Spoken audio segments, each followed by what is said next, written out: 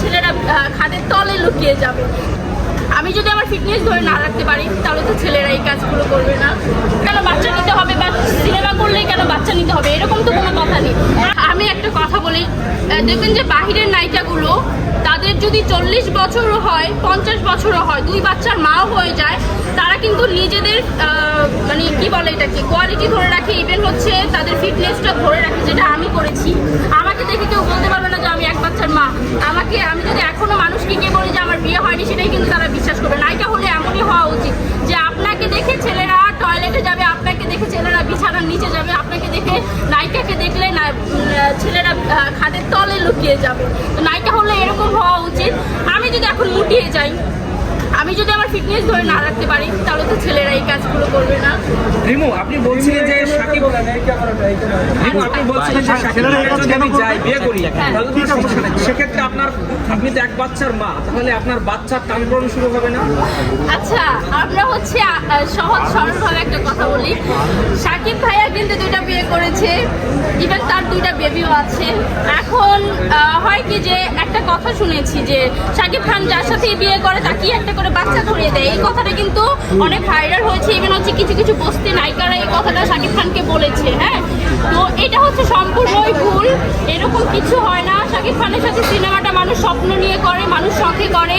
যেমন আমি একটা স্বপ্ন নিয়ে আসছি, এরকম কিছু কিছু মানুষ স্বপ্ন নিয়ে আসে। আমি অপু বিশ্বাস আপুর সাথে হচ্ছে তার ভালোবাসার একটা সম্পর্ক ছিল, যার কারণে হচ্ছে তারা বিয়ে করেছে, দেন বাচ্চা হয়েছে। সেমটা কিন্তু বুবলি আপুর ক্ষেত্রেও হয়েছে।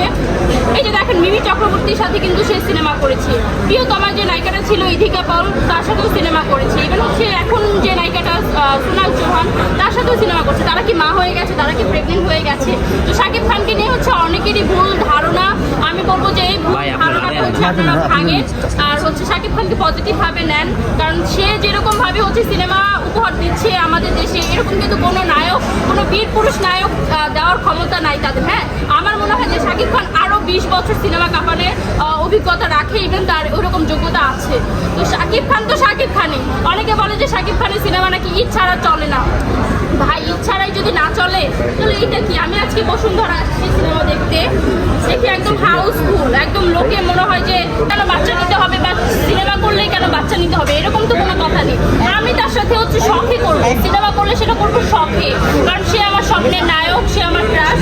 তার সাথে যদি সিনেমা করি সেটা শখে করবো, কোনো বাচ্চা নেওয়ার জন্য ভাই আমি তার সাথে সিনেমা করবো না ভাই। আজকে যদি সরাসরি দেখা হয় কি বলবো? আমি একটা কথা বলি, মানুষের সিঙ্গার হইতে হলে প্রচন্ড অভিজ্ঞতা থাকতে হয়, সব ধরনের গানই হচ্ছে গাইতে হয়। হ্যাঁ, তো আমার মনে হয় যে এই গানটা, সেম গানটা কিন্তু জেফারও গেয়েছে। জেফারকে কি আপনারা এরকম ভাবে প্রশ্ন করতে পারেন নাই?